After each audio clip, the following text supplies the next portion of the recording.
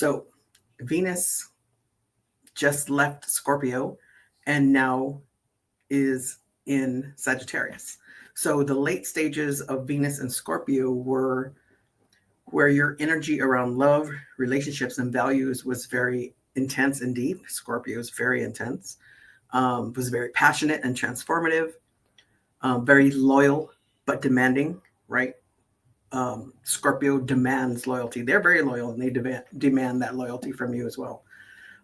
Very secretive and private. And the focus was more on security through merger. So it was like the commitment of whatever, the love,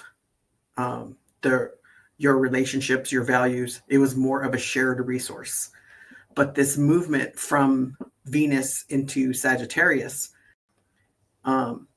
this energy shifts dramatically. So it goes to freedom, loving, and adventurous, right? So from a merger to more independence, less possessive, right?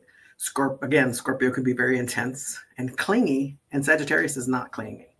Optimistic and expansive, an open-minded approach to love. So maybe being open to more things could be part of your growth, right? Because we're growing, consistently growing every day.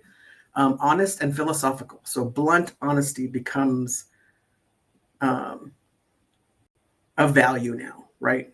Even brutal honesty, right? You're just like, you know what? Just tell me how it is. Give me this. Just give me the scoop, right?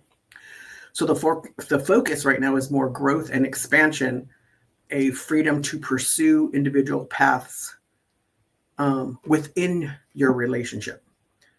So you're not so much worried about you are worried. Venus is about love and it's about aesthetics, how you feel, your joy, but it's more about how you each are independently going through this, these changes, right? What's going on. So I have the Cosmic Journey Oracle. I was guided to use these cards today. So what guidance do we have for the collective spirit for with this Venus energy or anything that's happening right now? I just thought Venus was because it made that shift, right? And then also remember Uranus is still in retrograde and it's actually opposing, I believe it opposed Venus since from the 30th and the 1st. So that could have been some kind of pull that you were feeling like, yes, you wanted to be more individual within your relationship, but then you were kind of feeling that pull because you're not necessarily, maybe you thought you weren't quite ready yet. Let's see.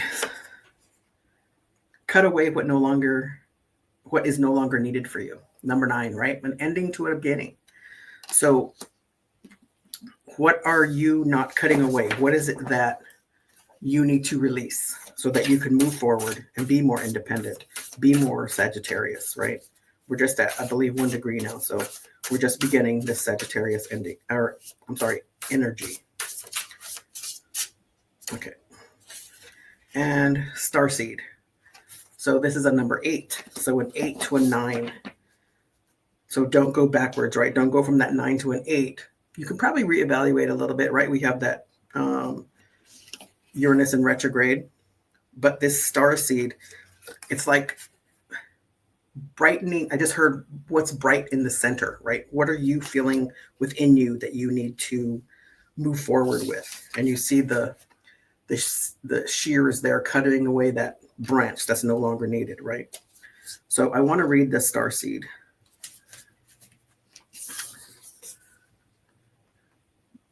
The right seeds always bloom, just as an acorn is blueprinted to grow into a mighty oak tree. You too carry the seed of the universe within you, ready to spring forth. The word entelechy means the fullest realization of a thing, and that's what you have within you. It's like your highest self guiding you to thrive in the greater mythic story unfolding. Your starseed has been planted, or more accurately, planeted here on Earth for a reason. Invoke your entelechy to hear more.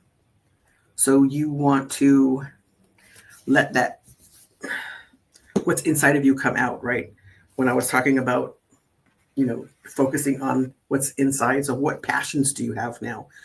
What, the passions that you had for Scorpio, you can still bring forward into this energy, but this Sagittarius energy is more focused on you as the individual. You're not worried so much about, and I'm not gonna say you're not worried. You're not concentrating as much on the whole. You're concentrating on, what do I bring to this relationship, or this, I just heard idea that I'm creating, whatever it is that you're working with. Okay. So let me get some tarot. All right, Spirit, let's clarify this. What are the blocks? What I was going to say, what are we not seeing right now? So we have the Hierophant. So the Hierophant is about values and traditions, but it's also 3 levels, right? You have the 3 levels in the crown, you have the 3 people, and you have the 3 levels in the scepter. And that's about being a novice, an intermediate, and a master. So are you mastering, or are you at the master stage of this focus that you're working on, this deep emotion, this passion that you're working on, or that you want to bring forward? Are you still in the beginner phases? And I just heard that you might feel badly about that. Like you feel, oh, I should be more ahead of myself. Well, no. Everybody moves at a different pace, right? And everybody moves at the pace that's necessary for them. So don't feel that way. 3 of Wands. Maybe you need to ask for more things. Maybe you need to be open to more things. I just heard reception, right? Be more receptive. What else do we have here? The King of Cups and the 4 of Wands. So the King of Cups, he knows what he wants, right? He knows how to get there. He knows what he is looking for. And I just heard boundaries. So it could be about establishing the boundaries that you need to move forward. So you want to move to that happiness, right? You want to move to that fulfillment. And you are the starseed, right? You have this, whatever it is you need, it's planted in you already. So just focus on that. Okay, let's get some actions and advice. Spirit, what does the collective need to do to reach this? What if they're having some pause with it? What do they need to be aware of? Okay, that's a few cards, but we're going to go for it. So we have the Strength card, the King of Wands, the Empress, the 3 of Pentacles, and the Tower. Okay, so the Empress and the Strength card. So the Empress is all the queens, right? And she nurtures the queens, the queens have empathy, they have compassion, right? So perhaps you need to be that with yourself, and you need to have the strength within yourself. So this is like 5 major feminine energies, right? That are this collaboration, right? You have the 3 of Pentacles. So what is the collective here to help you fulfill that, right? Do you need to feel the energy of the collective? You also have the King of Wands here, which I just heard entrepreneurial, right? This is new. This maybe this feeling that you're having is something new. And you have a Tower, which is a change. So there's a change that needs to happen. You need to cut, right? You need to cut those strings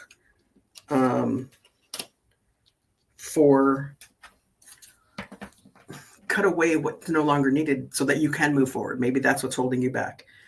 And it could be the fear of cutting those things, right? I've been comfortable. I've been comfortable in what I'm doing, and I don't want to be uncomfortable, right? But you need to move a little bit at a time. So on the bottom is the 7 of Pentacles. He's doing some evaluation too, right? He's evaluating, okay, this is what I planted. This is how well it went. This is how well it didn't go. What do I want to do? Do I want to do the same things over again? Do I want to do something new? What boundaries am I needing to set up so that I can move forward, right? How am I going to help myself? What is it that I need to do? So let's get some actions and advice. I know this, I asked for that too as well. Okay, so let's get next 30 days. What do I need to concentrate on? What does the collective need to concentrate on in the next 30 days to help with this, Spirit? No jumpers. Okay. So we have the Lover's card, the 5 of Cups, the 10 of Cups, and the Ace of Swords. So I just heard concentrate on you. Truth, right? The 10 of Cups is about happiness. You have the 10 of Cups, you have the Empress, and you have the 4 of Wands. That is twin flame energy. This could be about love, right? Your relationships, and we're talking about Venus. So what in those relationships that are going on do you need to do to move forward to this happiness, right? This female, feminine energy from the Empress and from Venus is telling you right now to concentrate on what's important to you. What do I need to expand? What do I need to grow? What do I need to build upon that's going to bring me that freedom and ambition, right? Or adventure, that less possessive and more independence that I may have wanted to be looking for, right? What